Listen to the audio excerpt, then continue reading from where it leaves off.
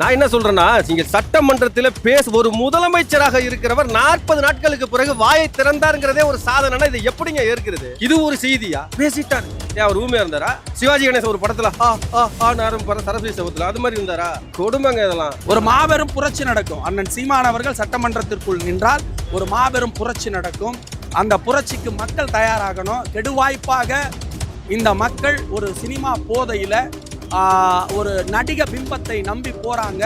காலம் அவர்களை அம்பலப்படுத்தும். தமிழ்நாட்டை நாங்கள் காப்பாற்றுகிறோம், நாங்கள் முன்னேற்ற போகிறோம் என்று சொல்லக்கூடிய ஒவ்வொருவரும் எல்லாரும் ஒட்டுமொத்தமாக தமிழ்நாட்டுக்கு எதிராக நிற்கும் பொழுது நாங்கள் ஒருவர் மாத்திரம் கையில் என்ன ஆயுதம் எங்களிடம் இருக்கிறதோ அதை வைத்து போராடுவதுதான் சிறப்பு. அப்படிப்பட்ட ஒரு ஆயுதமாக அது இருக்கும் பட்சத்தில் நிச்சயமாக அதை வைத்து நாங்கள் போராடத்தான் போவோம். ஏனென்றால் இப்போது இருக்கிற அரசியல் சூழலிலே அது சரி அப்படிங்கிறது தான் நான் இருக்கிறேன்.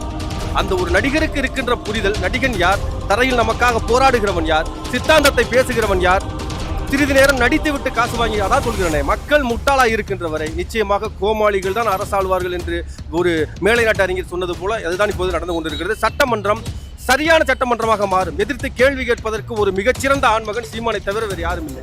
விஜய் அவர்கள் பேசிக் கொண்டிருக்கும் போது உதயநிதி ஸ்டாலின் அவர்கள் வெளிநடப்பு செய்துள்ளார். அதை பற்றி தங்களது கருத்து?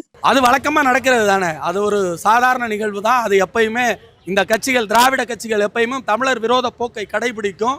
அதற்கு ஒத்திசைவாக இந்த ரெண்டு கட்சிகளும் செய்யத்தான் இது நாடகம். இதெல்லாம் நான் என்ன சொல்றேன்னா, நீங்க சட்டமன்றத்தில் ஒரு முதலமைச்சராக இருக்கிறவர் 40 நாட்களுக்கு பிறகு வாயை திறந்தாருங்கிறதே ஒரு சாதனை. இதை எப்படிங்க ஏற்கிறது? இது கேவலம் இல்லையா? இது கேவலமா இல்லையா? ஒரு முதல்வரானவர் மக்களால் தேர்ந்தெடுக்கப்பட்டு ஒரு முதலமைச்சராக இருக்கிறவர் மக்கள் பிரச்சனையை பற்றி பேசிவிட்டார்னு பெருமைப்படுறோம் அப்படின்னா 40 நாள் கழிச்சு இது எப்படிப்பட்ட ஒரு போக்கு? இதை தான் இந்த மக்கள் விரும்புகிறாங்களா? இது அதாவது ஒரு முதலமைச்சர் ஒவ்வொரு பிரச்சனைக்கும் பேசணும். 40 நாளைக்கு ஒரு வாட்டி, ஒரு மண்டலத்துக்கு ஒரு வாட்டி வாயை திறக்கிறதே பெருசுன்னு பேசுகிறாங்களே, இது எப்படி ஏற்க முடியும்? ஏற்க முடியாது. இது ஒரு மிகப்பெரிய கொடுமையான செயல்.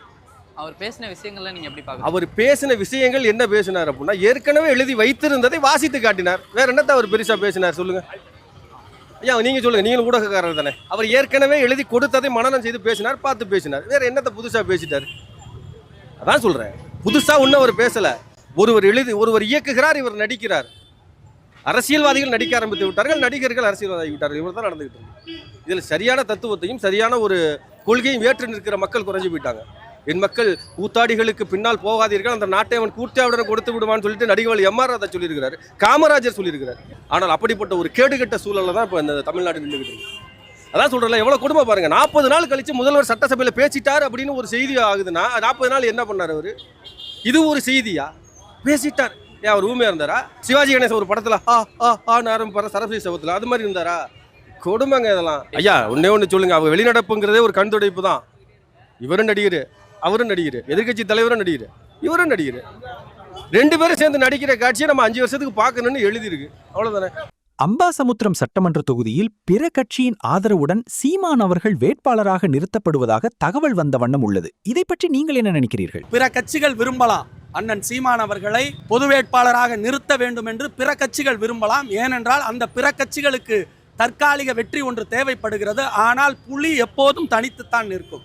எங்கள் தலைவன் அண்ணன் சீமான் அவர்கள் தனித்துத்தான் தமிழ் தேசிய இன மக்களின் அன்பை பெற்று அவர்கள் நன்மதிப்பை பெற்று தனித்தே களத்தில் நிற்பார் என்று நாங்கள் நம்புகிறோம். அந்த உரிமையும் அந்த முடிவையும் எங்கள் தலைவர் அண்ணன் சீமான் அவர்கள் தான் எடுப்பாங்க. நாங்களாக எதையுமே தேடி போகலை.